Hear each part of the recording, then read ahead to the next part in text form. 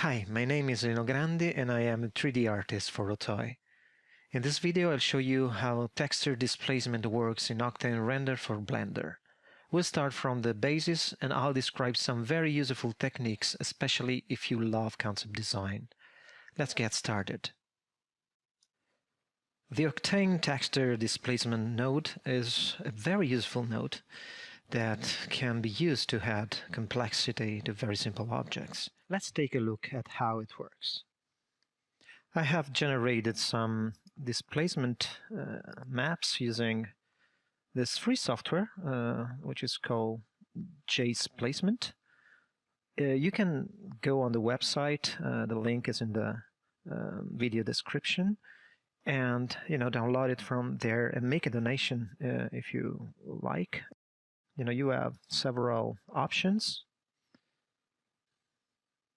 You can generate texture displacement map simply clicking in this area, and there are several kind of different patterns you can use. So what I did is just what you're seeing here. I generated a map and I used the save height option to save it on disk.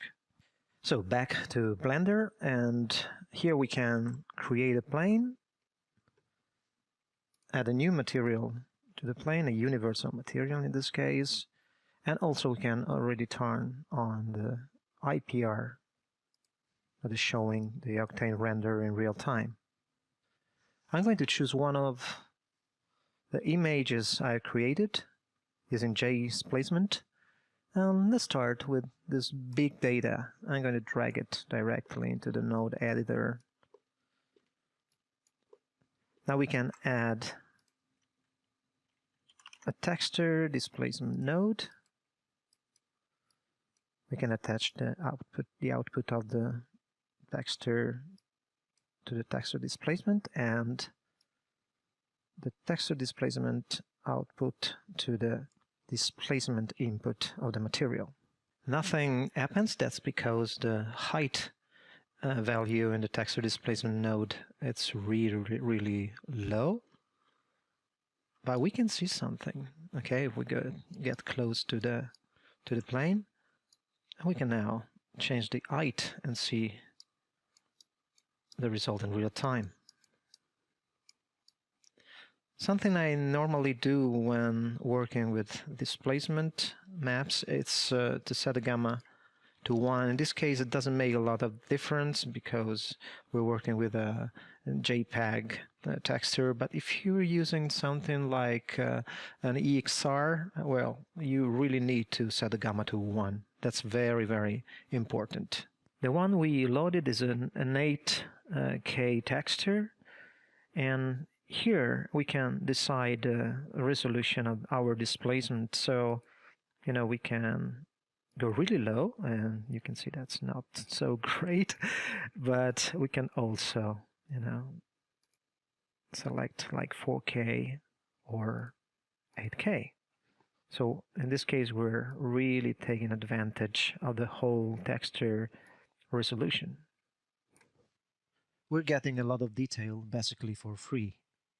And what I'm going to do now is to add a 3D transform node, and I'm going to attach it to the transform input and the texture. This way we can basically change the scale on the X or Y.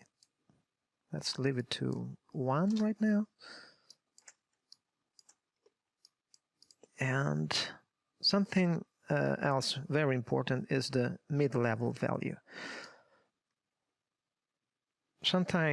Often, you should set this to 0.5. That way, the displacement starting point will respect the initial object position. So you can see the displacement is growing on both sides, considering the plane which is always at 0 level, like this. While if you set this to 0, we're going to lose the basic level 0 displacement, which is going to move on the y-axis.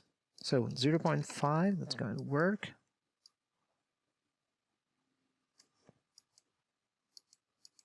And here we are with something quite interesting. Something I often do while working with displacement is to add a third texture, which is basically an occlusion node, and attach it to the albedo, so we can get, more details. Something very interesting we can do is to duplicate this object here.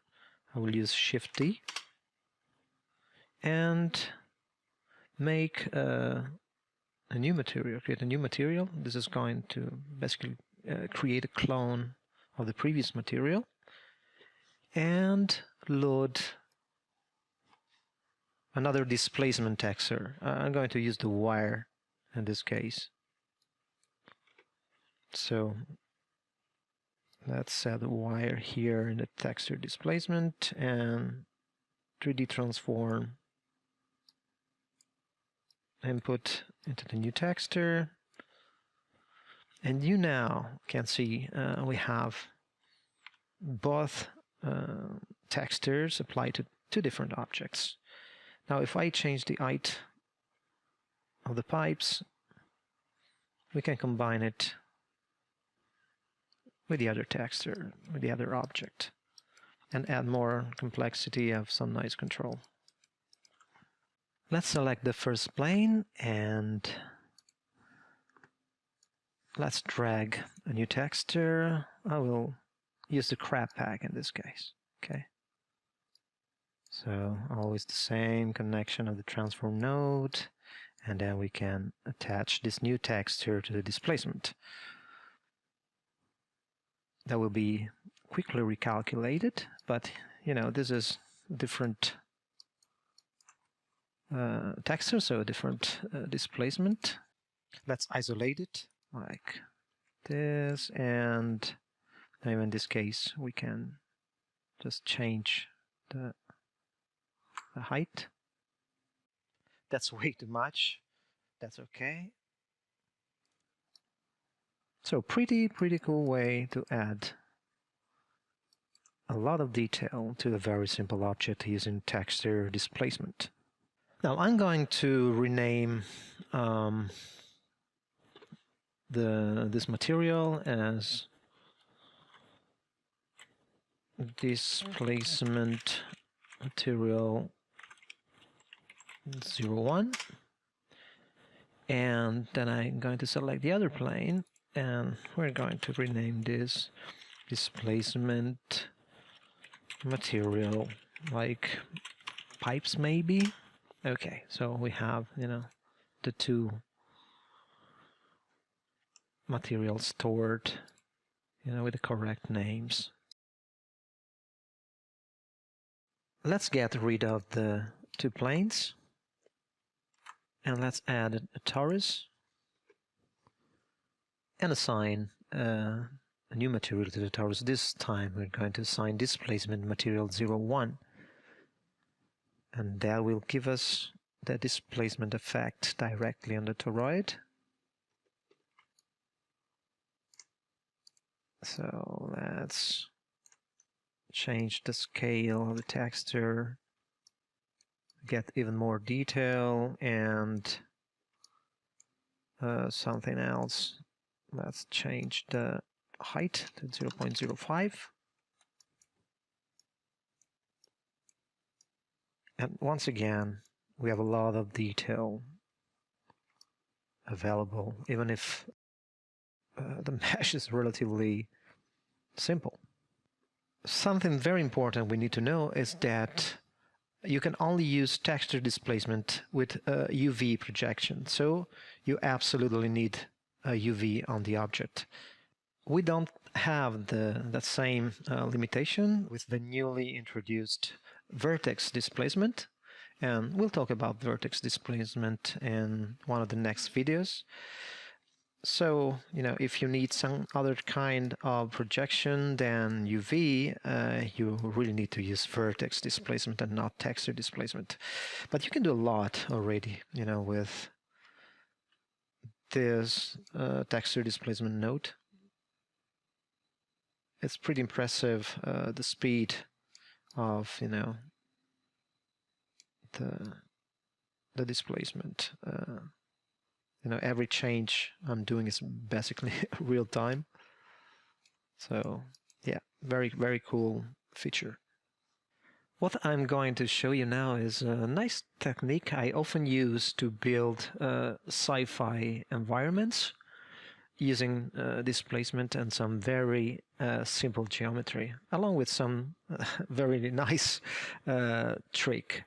So let's delete this to right and add a box to the scene. So a simple box. I'm going to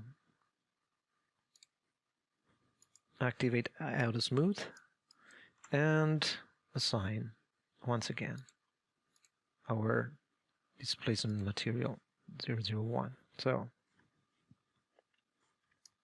we have our box now. We can maybe set the scale to 1.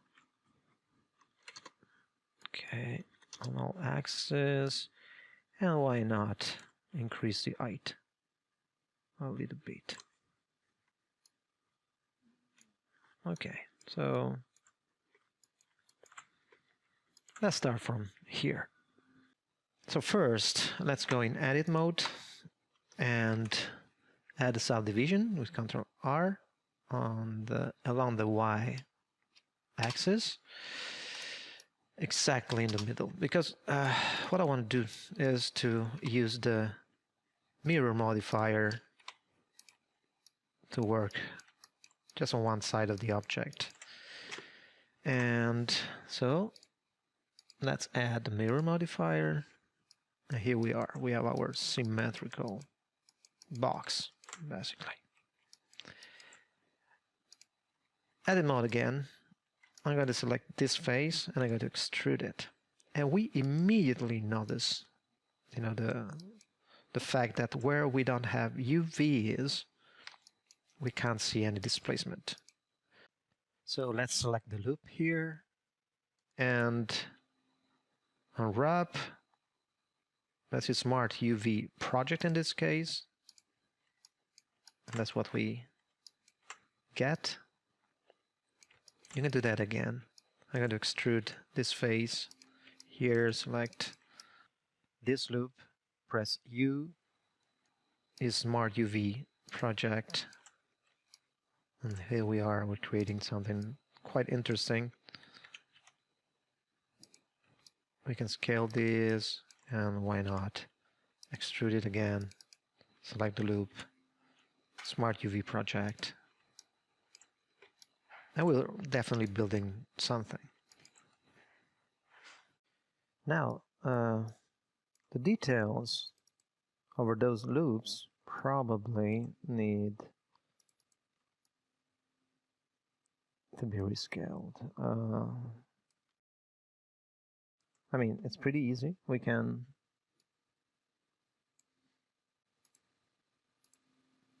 use the UV editor for that. We can scale those and make it smaller, so we get basically a smaller portion of the map in the UV. So yeah, this looks a little better to me. So let's go on. This time I'm going to, let's see, I'm going to extrude just those. Well, no, I'm going to extrude, yeah, this part here. So again, select loop, press U, and Smart UV project. Pretty cool, pretty cool. Again, let's do that again. And this time let's scale it down a little bit. Maybe even more. Something like that. Select loop, smart UV project. And here we are again. So, you know, we're getting something really nice. Again, with not so much effort. So now we can go on editing this object. I want to get rid of this gap here, so I'm going to delete this polygon, and probably we have another polygon here in the middle, yeah. So let's get rid of it as well. Let's activate clipping, select this edge, move it on the X until we reach the center, and now, yeah, we have basically solved the issue. And yeah, we can go on. We can definitely go on extruding parts here. Let's see, we can extrude those polygons. Again, press U, Smart UV project, and get this. Maybe we can move those a little bit like this. Okay, let's also set the height at something like, I don't know, yeah, something like this, 0.190. And we can now probably go on extruding just this part, or this part, why not? Smart UV project. And here we are again.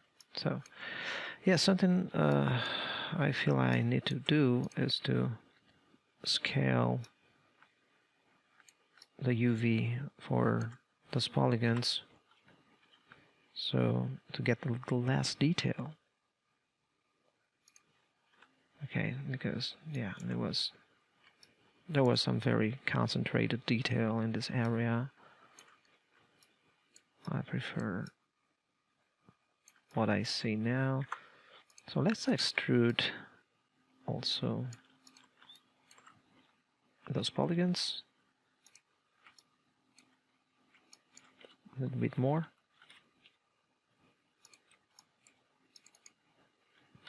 Same operation, Smart UV project. And here we are. Well, pretty nice. Now, let's see. I would like to select all those edges here. Why not?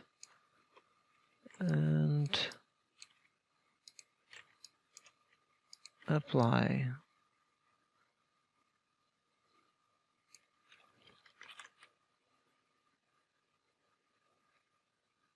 a bevel. So Control B.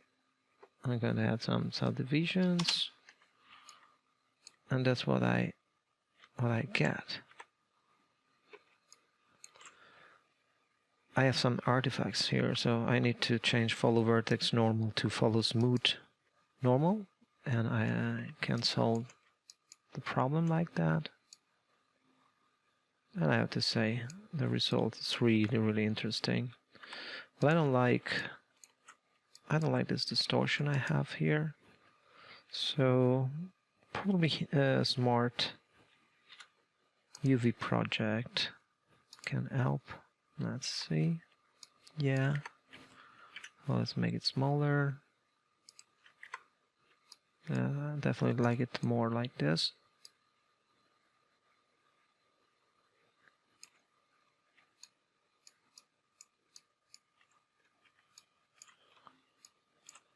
We can go on adding any kind of detail now. I mean, we can also just distort this, another extrusion, and I'm going to select just those, make it bigger,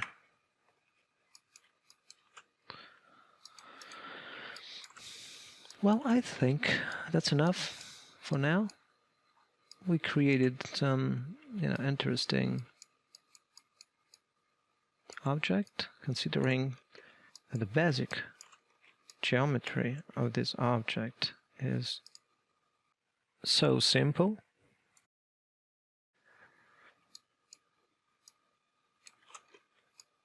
Yeah, definitely nice. Let's disable the wireframe again.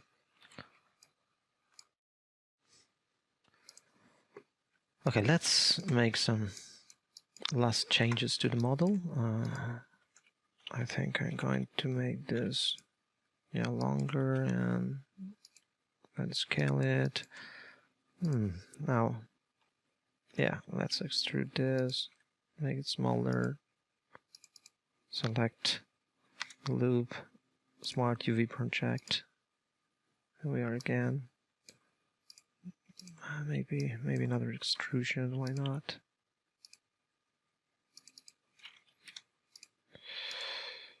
Okay, that's quite nice. And what I want to do now is to create, let's create a cat like this. Okay, right in the middle. And let's select the all loop. Yeah. And let's extrude faces along normals. Something like this. Yeah, like that. Now of course, we have to select the loops. Okay, smart UV project. Cool stuff. Cool stuff. Now, you know what? What I want to do is to press Ctrl B and add some subdivisions so everything becomes rounded, which is great.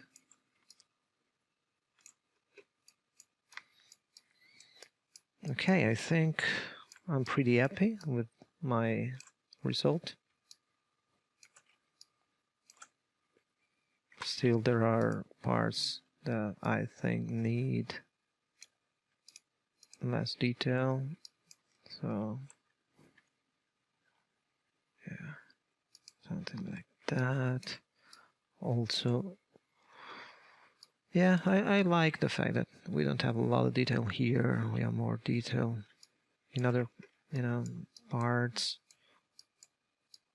Yeah, that's pretty cool. Yeah. So maybe a very last change or two. Let's add a subdivision here. Okay, and I think I'm going to select those polygons, and I'm going to extrude them along normals. Maybe, we can scale them. Once again, let's select the right loop and smart UV project. Oh, that's pretty cool. I have to say that's pretty cool, yeah.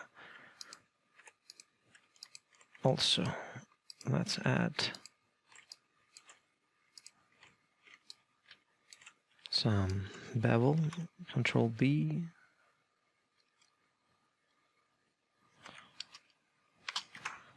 Yeah.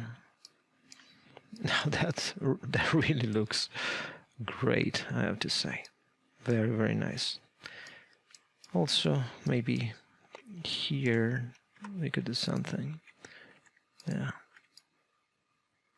Let's scale it a little bit, and why not?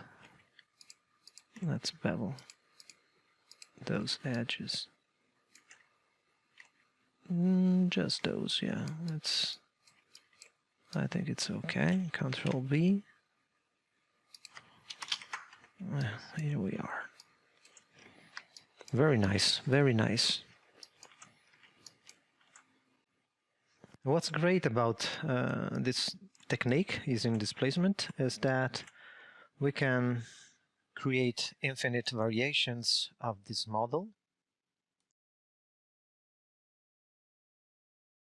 Simply changing the scale in the transform node on any axis, or even simply translating the texture. That's pretty amazing.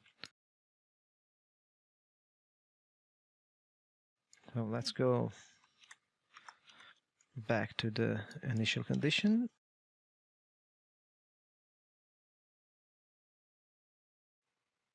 I will probably lower down the height to 0.12, 0.1. Yeah. And I'm pretty happy about the final result right now. I will now use the dirt texture and a gradient to add some variation to the colors. So let's add a gradient. I'm going to add a keyframe in the middle. This kind of orange brown color, a little more saturated maybe. Yeah, something like that. I will also add another keyframe here. You can control click to add a keyframe. You know, we can use this bright blue color.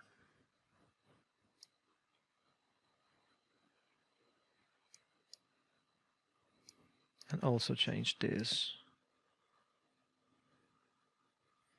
to a bright yellow. So that's a very quick way to add some color, and dirt texture absolutely helps with that. Let's add some more details. And yes, I think that's looking quite nice now. Now let's add an HD array. I'm going to drag it from my HD array folder. And to do that, I will have to add a texture environment. So let's connect it to the Octane environment. Very important, when you use an HDRI, you should change the gamma to 1 to get it to work properly. And yes, now we're using the HDRI. Let's go in the camera view. Let's navigate to find, a nice angle for this shot. I'm going to change it, of course, but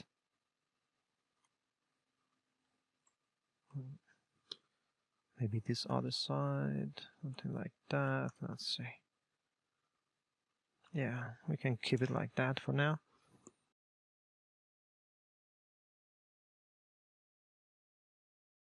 Also, in the camera options, I'm going to change the focal length to something like 25 millimeters. And let's also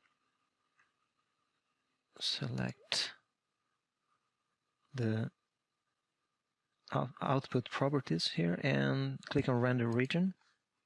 So we are only rendering, what's in the camera view.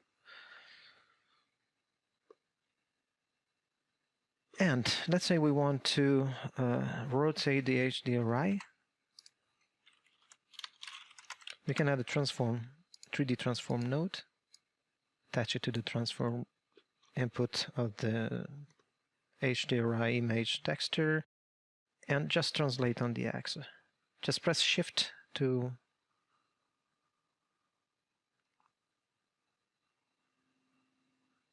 be, more precise while rotating.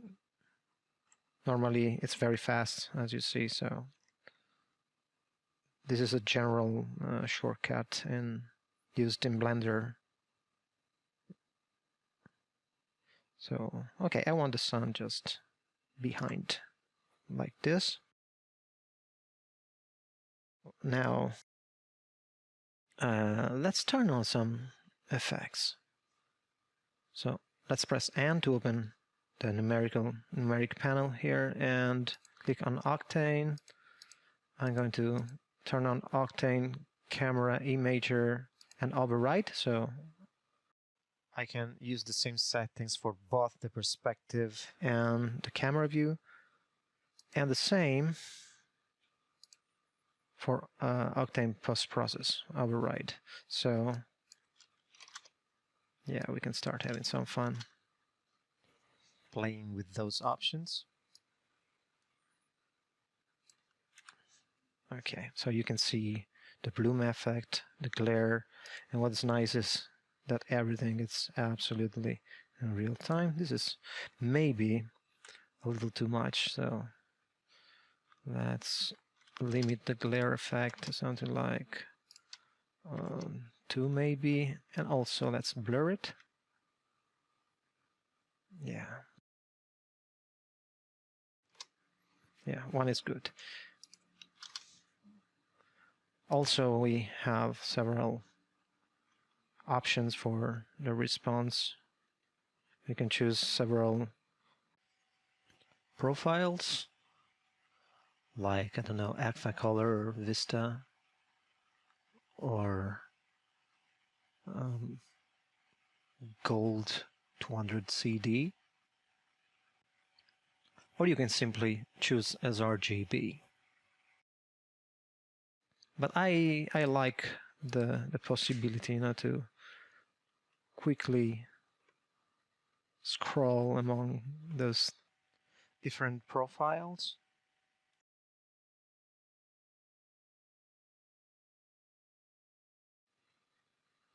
Yeah, I will keep this probably. And you have other control like exposure and gamma and, vignetting. But also very important, highlight compression, which I often use.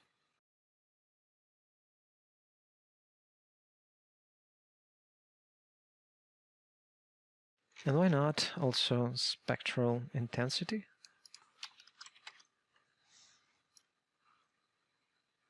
You can change the spectral shift parameter and choose the color you like most, basically.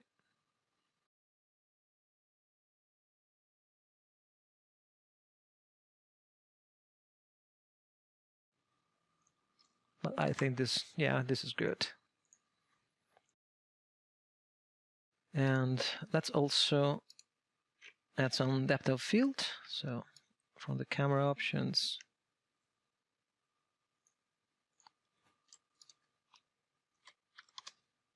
let's change the aperture and also the aperture aspect. I like it too. I like the dot to be distorted,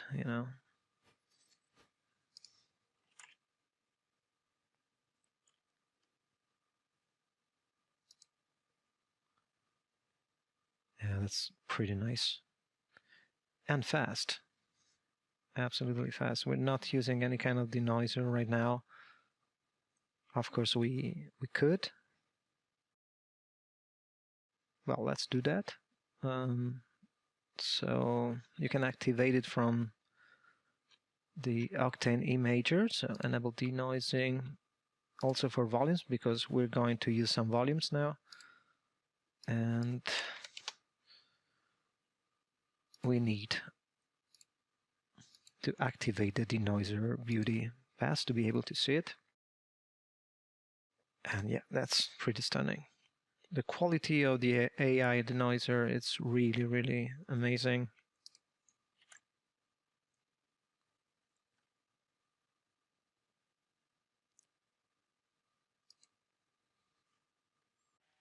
The AI denoiser doesn't require a lot of samples to work. You see, after just 32 samples, we already have a stunning image. We have the blend option here, so we can see the image with or without denoiser. This is with a denoiser, this is without it.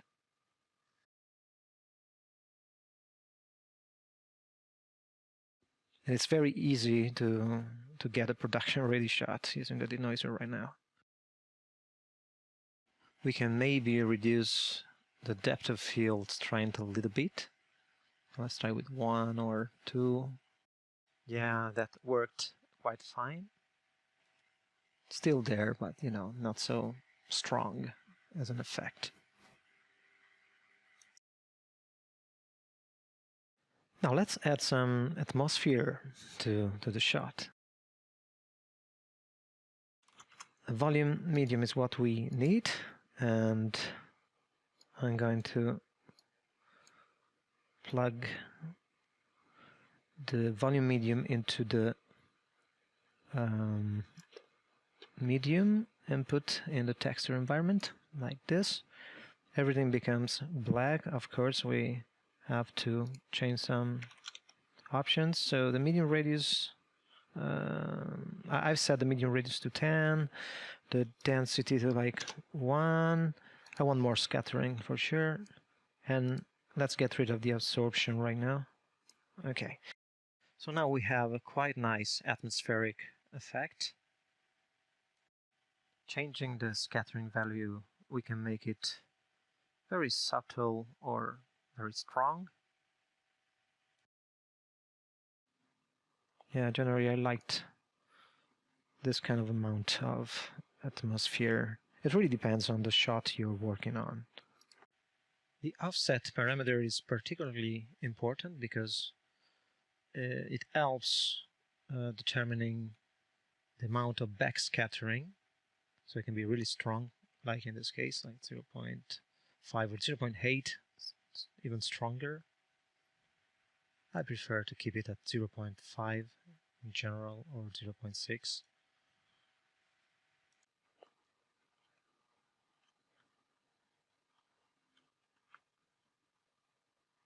So we have depth of field, we have scattering, we have a lot of effects right now, the bloom effect. Also, in general, if you want to speed up the volumetric render, you can change the max scatter depth, normally set to 8. Let's try 4 or even 2. You see, it's you still get a good effect, a very nice effect. It's always a compromise between speed and quality at the end.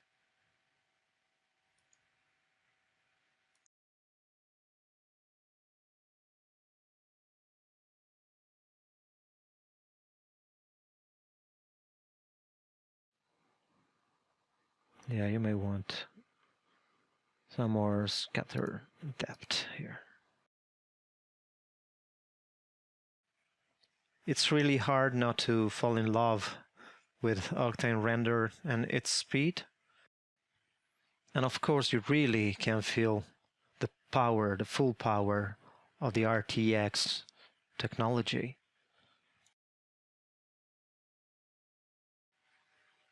Achieving a cinematic look, it's just like a game, I would say. Now let's just turn off the depth of field, so we can have a clear vision of the whole model, all in focus.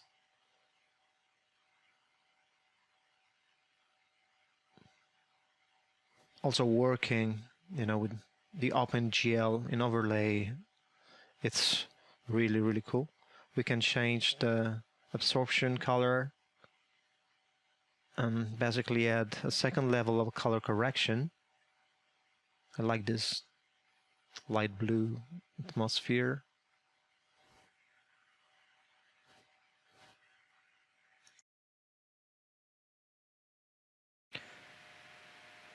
Let's set the camera aperture back to 4, so now the depth of field effect is back.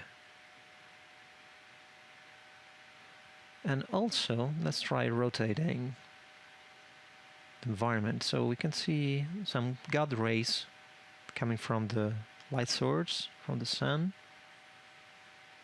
And again, we're working in real time, which is just great. I hope you enjoyed this tutorial and found it useful. We've described the way texture displacement works in Octane Render.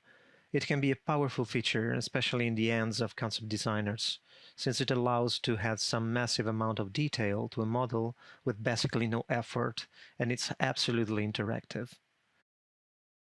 There are some limitations when using texture displacement.